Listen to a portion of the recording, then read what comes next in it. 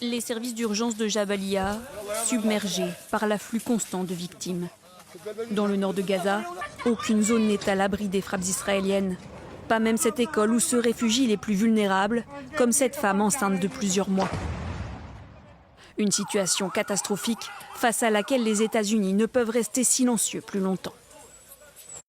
Nous vous écrivons maintenant pour souligner notre profonde préoccupation face à la détérioration de la situation humanitaire à Gaza et pour solliciter des actions urgentes et durables de la part de votre gouvernement pour inverser cette trajectoire.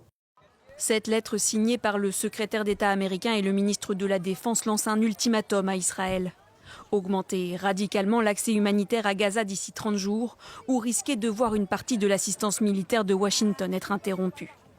Une menace qui fait suite aux alertes récurrentes des Nations Unies et des organisations humanitaires qui peinent un peu plus chaque jour à venir en aide aux civils du nord de Gaza.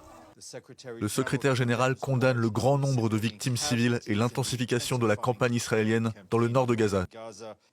L'aide humanitaire à Gaza est terriblement insuffisante et se situe à son niveau le plus bas depuis des mois.